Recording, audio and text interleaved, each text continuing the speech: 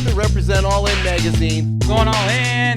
I'm really excited for All In to be back. It was the bluff of my career. I think for sure poker's making a big comeback. I think you're going to see a poker explosion like never before. Check out allinmag.com. We're going global. Watch for it. Man, it was the best magazine then, and it probably will be now.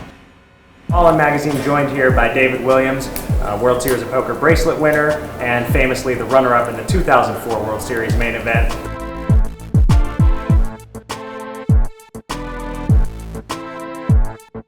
My most memorable main event moment has to be from 2004 when I got second to Greg Raymer in the main event. It's sort of a positive and a negative memory in a sense. It's hard to explain that to people who aren't competitors, but it's like the team that loses in the Super Bowl. They're not like, hey, we got second in the Super Bowl. You know, they're not happy about it. And even though I won a large sum of money, it still was for many years a nightmare for me to get so close to realizing one of my dreams and fall so short. For second place. So it's a good and a bad memory. You know, it's like a dream and a nightmare at the same time. But it is my most memorable moment in the main event of the World Series of Poker. You know, when I won my bracelet in 2006, it was a small buy-in limit event. It was 7-card stud, and it was only $1,500 buy-in.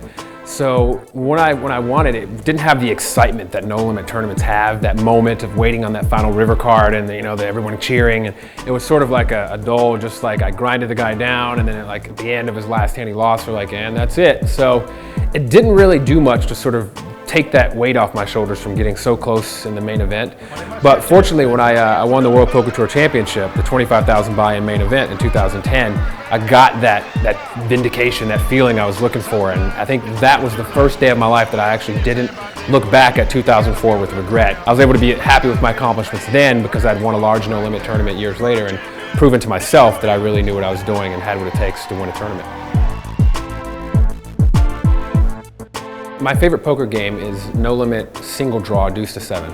I think that single draw no limit deuce to 7 is the purest form of poker there is. I mean, there's no flop, there's no information. The only information you have is your opponent and the number of cards they draw or don't draw. So it's a lot of reading, a lot of psychology, a lot of math. It's just everything that I like about poker. I mean, it's really studying a man and figuring out, does he have it, or if I make this huge bluff, can he call, and things like that. So it's just poker, you know.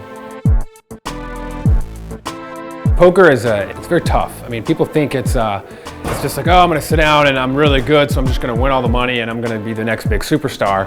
But they don't realize, I mean, if you look at, like, for example, this year, my World Series is the worst ever. I think I went 1 for 34. Phil Ivey had 1 cash in like 60 tournaments. You look at how the professionals handle it, they're all still keeping it together. I mean, I'm still in a good mood. If it doesn't work out, I'll be back next summer. And you are gonna go through times where things don't work out for you, but there's also the other side of that coin. You're gonna run hot. You know, there's gonna be times where you just can't lose. You can't lose a hand or you can't lose a pot. So you really have to just understand that coming in and just keep your head on and make sure you're making the best decisions you can to your ability and not let it get to you, because it is going to turn around eventually. And if you can't handle the swings, then perhaps you should lower the stakes you're playing for or lower the size of your buy-ins. Make sure your bankroll can handle the variance, and then just keep fighting, you know, keep doing what you do. It's easy to sort of let the bad run affect your mindset and start playing bad. So just keep analyzing what you do, make sure you're playing well, and if you are playing well, the results will come. You can only control your actions, you can't control the results. Awesome, man. That's cool. Good interview. I appreciate it. No problem, anytime.